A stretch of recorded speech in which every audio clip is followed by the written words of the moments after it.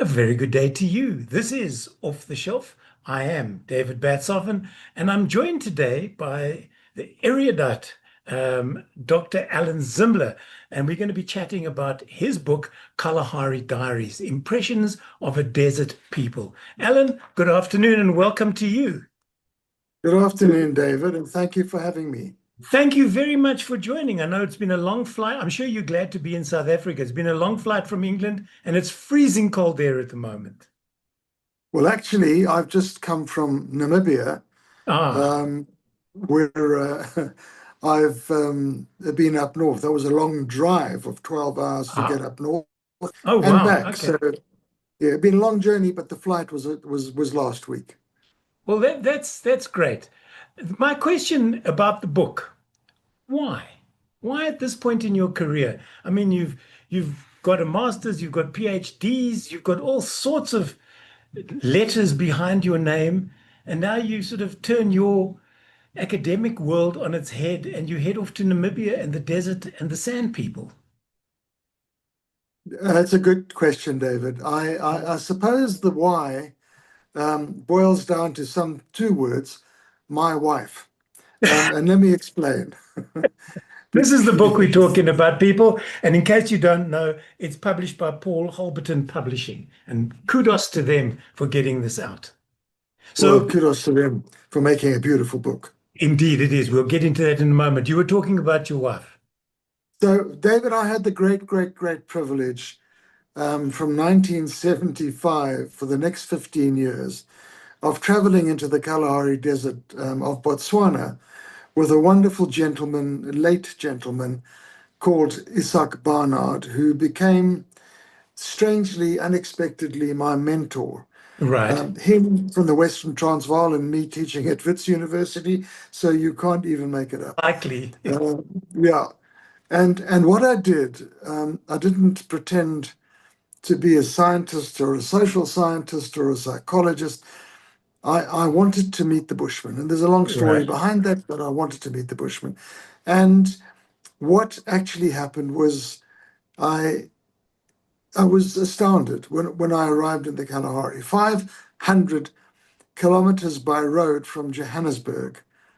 All of a sudden, I was in a different period of time Mm. with people wearing animal skins, making fire by rubbing sticks together, um, digging tubers out of the ground for water, having arrows with arrowheads tipped with the poison from a grub that they found under the ground. And it was so unbelievably interesting for me that I carried on as the guest of Isak Barnard for 15 years. And what I did was, because I realized this was so remarkable, I simply made detailed notes. I wrote whenever I wasn't being a camp hand or a Mm. driver or whenever I had free time, whatever time that was, early in the morning, late at night, sitting in the front of the cab. And, and I put together these journals which I've never published and only recently had the, I don't know, the impulse to get them transcribed and written out. And then I said, well, I'll publish it for the family. Mm. So now we get to my wife, who said, you can't publish this for the family because it's a story It that is people need indeed. to read. So I said, but she said, but you've got to extract things. I said, I can't. She said, well, how many sunsets do you think people are going to want to read about? I said, Karen, there's a sunset every day in the Kalahari and it's magnificent. So I make a note about it. She was Right. right. So she was doing some writing courses, creative nonfiction at Cambridge, and they had a wonderful gentleman called Derek Niemann. He was one of the tutors. And she approached him before she spoke to me and said, Derek, for a fee, would you read my husband's journals and see whether you can objectively extract anything that could become a book? Because he says he Mm. won't and can't. So Derek, actually, bless his soul, did that, David. He took out of my 444 pages of very closely typed notes, which he read more than once, and he took out what he thought were the stories, the interesting Mm. stories that for a reader might be compelling. And we then looked at that, and I thought there were some other sections that he'd left out, so I put them in and I turned them into the book you have in your hand. Which is beautiful. I'm wondering how, you don't seem to be like most photographers or most people, creative people. You kept you know where these pictures were because the photographs are beautiful. And if you've kept them Thanks. after all those years, you must have known how to access them. I, together with many other photographers, just throw stuff in hard drives and hope we never have to need them again because we don't know where they are. Or I don't know where my stuff is. I find it by accident rather than by design. But what is the mystique? And there is a mystique behind the sand people. Okay, so now let's have the first point of discussion. I call these people Bushmen. Okay. I know the popular, politically correct word is San, but San, which and Khoisan, was a word that was coined by a German zoologist, anthropologist called Leonard Schultz in the late 1920s when he visited Right. Southwest Africa. And he borrowed it from the Khoi Khoi people because it was a Khoi Khoi word. And Okay. basically, San or San meant people who pick things off the ground. So it Okay. was a derogatory word. I know it's politically correct. A bushman is also seen as a derogatory word, but the people that I met in the Kalahari for those 15 years called themselves Busmans or Bushmen. Okay. The correct word is whichever language group they belong to. So Kong or Haikom or Shinkwasi, all of those words mean people or the people. Okay. All right. So do you speak their language, Alan? No, there were 15 different dialects with five major language stems, and we moved around. You might find people 30 miles from each other, Hmm. looked the same, lived the same, couldn't speak each other's language. And there are very few people I know. A wonderful man who's also passed away that I was at Wits with. He was in linguistics called Dr. Tony Trail. He learned one of Mm. the dialects, but actually he could only learn one dialect. So Yeah. no, I knew words here and there, and the lingua franca in Botswana was Setswana, and there was always someone Who who could help spoke a you bit of out? Setswana. Yeah. Yeah, Yeah. When you first started going, did you have any idea of what you were about to find, or did you just stumble into it blindly because it was of interest to you? you know, I grew up in Johannesburg and went to a state school, not such a good one. And in Form 1, it was the only project we ever had in 5 years at that school, a group project. And Mm. it was in a subject which you might remember called race relations, Now, I which was think you and I are a little essentially, bit, yeah, we didn't do race relations when I was at oh, a I public see. school. We, Okay, we, we did a history okay. that nobody remembers. Yeah, Van Jaarsveld, yes. Now, Yeah. this was I'm talking about 1961. And Okay. we did this race relations, which was essentially just a mechanism for entrenching apartheid. Mm. And our little group of five or six kids were given the Bushmen. So in those days, we knew nothing about the Bushmen. And there was no textbook, and we had no books. We had two little pamphlets in our local library Hmm. and a few postcards from the CNA. And on the basis of that, we did the project. And I was intrigued, David, and I did all the drawings, and Hmm. I was just intrigued to learn about a hunter-gatherer people. At that point, I had no concept of first people or that these people had been on their ancestral lands for 30,000 years and therefore emerged as the earliest humans when Cro-Magnon humans emerged. I didn't have any knowledge that they had the oldest human DNA on the planet, that they were a separate group. I just was transfixed. And that was in 1961. 13 or so years later, um, I was a 26-year-old teaching junior lecturer in psychology at Wits. And I, I belonged to something called the Institute for the Study of Man in Africa. In those days, Man in Africa, of course. Hmm. And they used to give lectures on rock art, on Isangoma, divination, and all of the sort of African cultural things that Mm. we were deprived of going to the schools we went to. Right. And I used to go, and one night there stands this guy, the sort of person I'd met in the army. Sorry, I was going to say khaki shirt. Khaki kortbroek, khaki langkousen, long socks. Yeah. And I thought, who let him into Wits? Because in those days I was so anti Mm. these sorts of people. And he stood up and he said, we are going to see the Bushman. And this tour is equipped with a full chemical toilet. And he held up a spade and a bog roll. And I said, I'm going with him, you know. And Right. that started this incredible relationship with this remarkable man to whom the book is dedicated. Um, and 15 years of going into the bush and starting to learn about the bush, its creatures, its plants, its ecosystem, and of course the Bushmen. And it was a privilege that was unexpected in my life, but something that I will always be grateful for. And funnily enough, we had a book launch in Cape Town last night, and Isaac Barnard's son, Willem, came down from Maun in Botswana, and I hadn't seen him since he was a little boy. Oh, that is so wonderful, Alan, really and truly.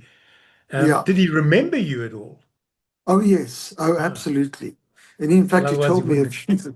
a few things that I played the guitar and a few things that I did that he and his siblings were very excited about. The family knew me well, and Mm. I loved them. And from what Willem said, they obviously felt strongly about me coming from a different planet. And I was able to give him a copy of the book for his mother and Mm. his siblings, dedicated and inscribed, and just as a thank you. Oh, that's wonderful. What is the biggest takeaway that you've had from the Bushman? Is there Oh, one wow. thing, or is it just so vast? Because we know them as hunter-gatherers, we know them as trackers. Their knowledge, their bush knowledge must be incredible. They probably see things that you would walk past or over or around, not knowing that it could perhaps save your life one day.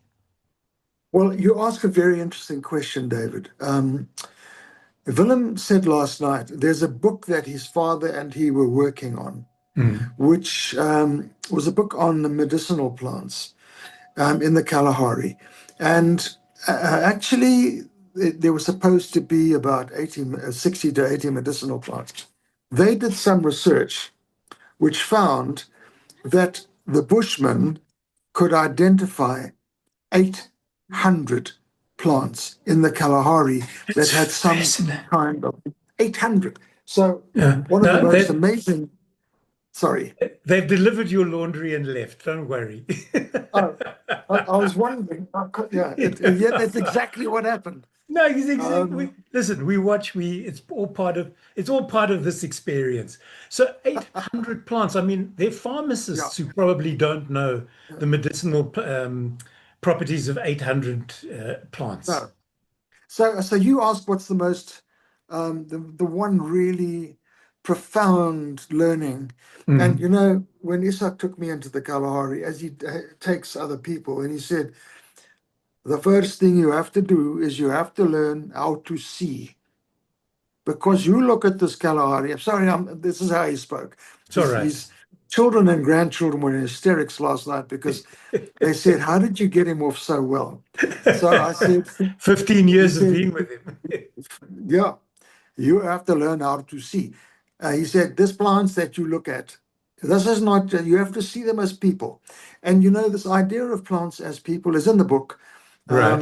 that everything in the Kalahari, if you look at the Kalahari, it's stunted little bushes and trees and white sand, and it looks very barren because in a sense it is.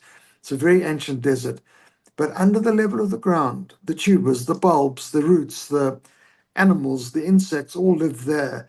And one had to completely change one's capacity to see. What the Bushmen see is completely different from what we see. So, to answer your question, aside from an immense knowledge of bushcraft, which as a child already a bushman can Yeah. exercise. The fact that they are humans who leave no trace on their environment. When they move off a place, there is no trace. There's no waste, no garbage, and no things that if they take something from the desert, it returns to the desert. If they kill an animal, they eat and use every single part and then they dance the animal. It is a society of such incredible understanding of the environment, not the way you and I intellectually understand it. Yeah. Could I then flip that particular Mhm. question, Alan, and ask you if you showed them about your world and how they perceived it? I mean, you show them pictures of maybe a television set or a motor car, something that they may not have ever seen in their lives. I'm thinking of people who go into the middle of the Amazon jungle to tribes there that have never seen people. Yet somebody is invariably wearing a Manchester United t-shirt. Where did it come from? I think the idea that there are still First Peoples in the world who haven't had contact Mm. is that it doesn't exist anymore. Right. We've encroached upon all of the areas in which First Peoples and Indigenous peoples have lived. Even up north now in Namibia, where I'm working, Mm. there are kids who've got cell phones Right. because they use them for animal tracking. It's an extraordinary device that has been programmed so that there can be recording of the wild animals. Mm. So kids have to go to school in just about every country. Right. The Bushmen don't do too well at school, so we're busy writing materials in Jutra, their own language, and they will do mother tongue for the first 3 or 4 years. They have to equip themselves because their environment's being encroached upon Mm. by the Manchester United t-shirts, by cell phones, by people taking their land, by alcohol. It's just the Okay. same old everywhere in the Yeah. world. So where to from here? I mean, all right, so let's go back. The book is beautiful. It's beautifully published. It's But stunningly bound.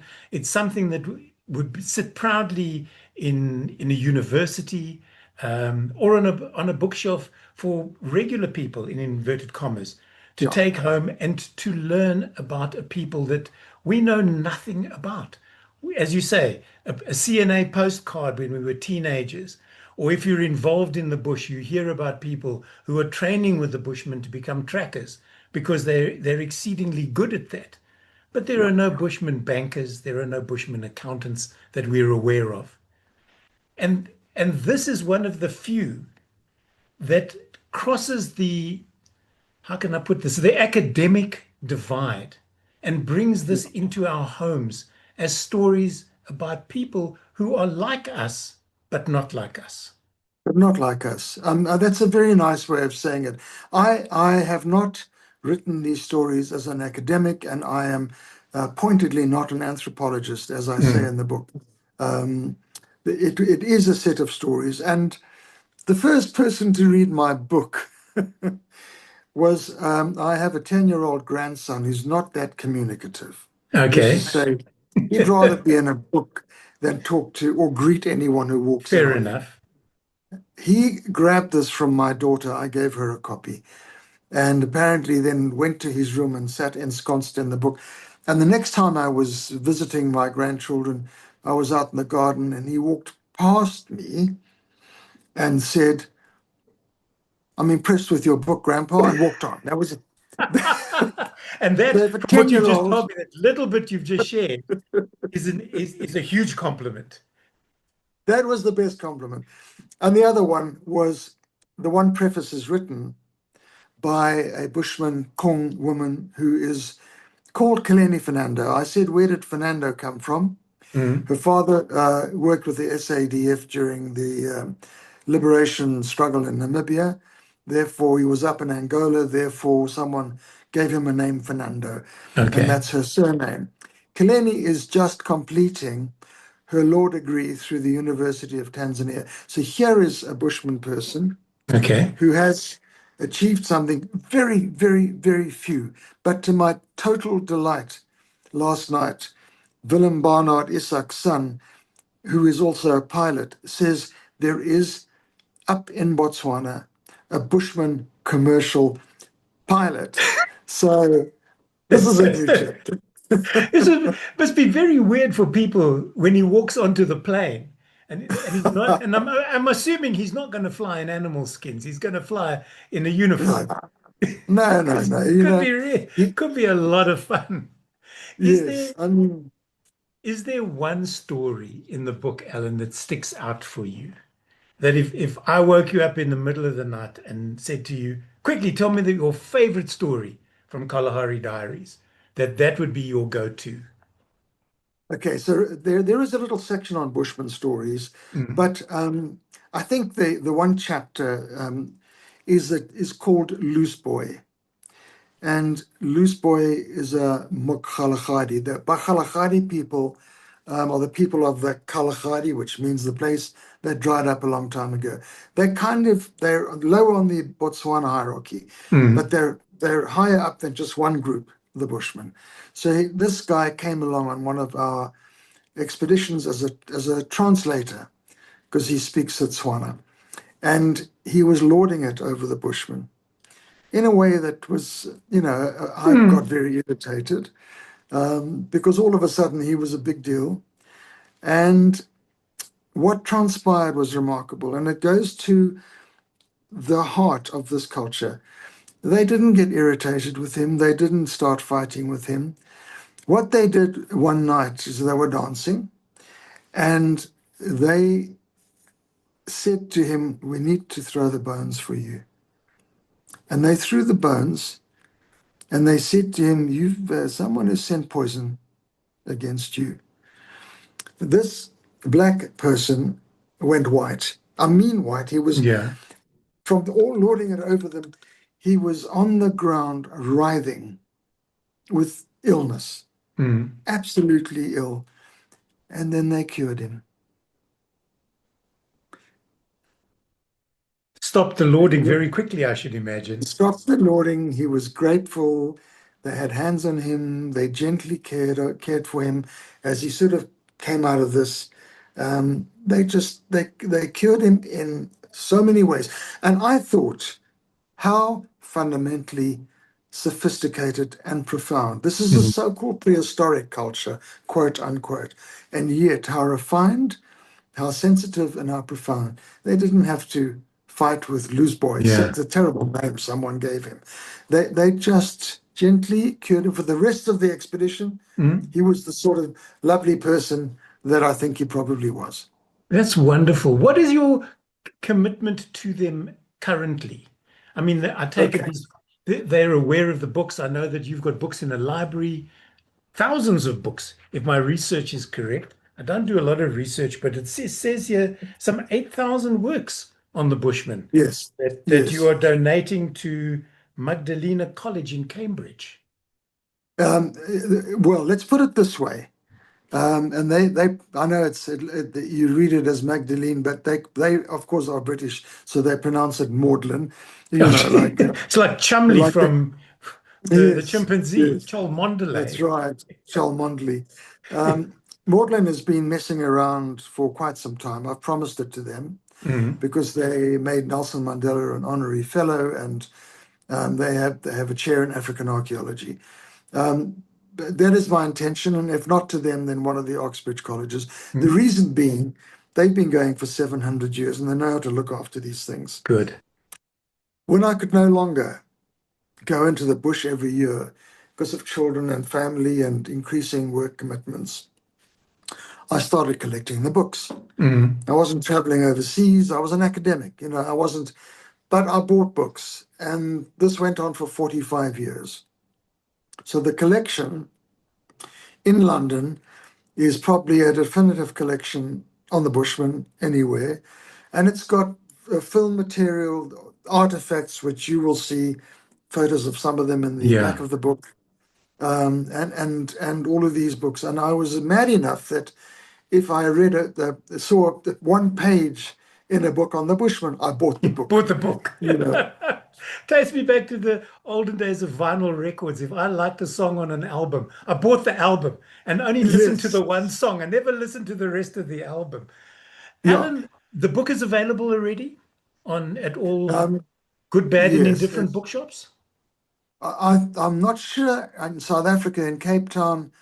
I know that at Exclusive it was still on order. Mm, In Windhoek at Exclusive was on the shelves. right, I don't know why Windhoek is. So I know that Exclusive has got it. Clark's in Cape Town will be doing a launch at in Johannesburg at Love Books tomorrow. They'll have it there. So right. yes, increasingly, yeah.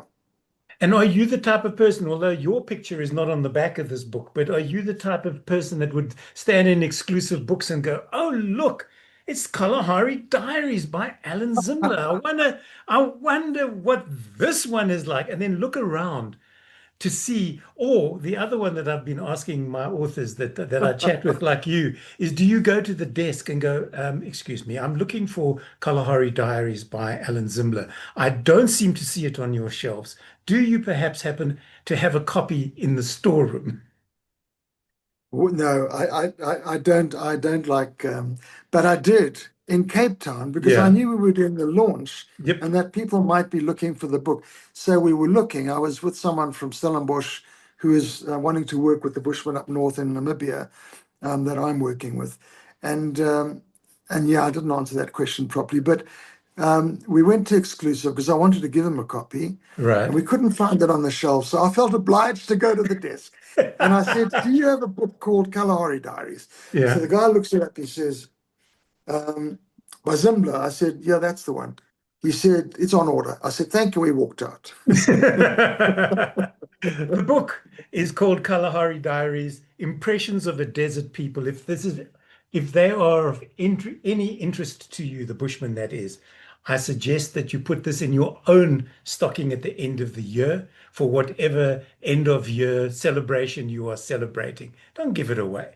Other people can buy their own copy. You buy yours. It's published by Paul Holberton Publishing. And as I said earlier, kudos to them. The photographs are beautiful, the stories are beautiful, and you will learn not necessarily how to make fire by rubbing two sticks together, perhaps, but you will learn about a people, a first people that we know so little about, and we need to tread on what's left of our earth the way they tread on it. Otherwise, there'll be nothing for anybody at the end of the day. The author, Alan Zimbler, has been chatting to me about it. Alan, thank you so much for joining me on Off the Shelf. David, it's been a pleasure. Thank you very much. It's only a pleasure. Until the next time, my name is David Batsoffen. You take care.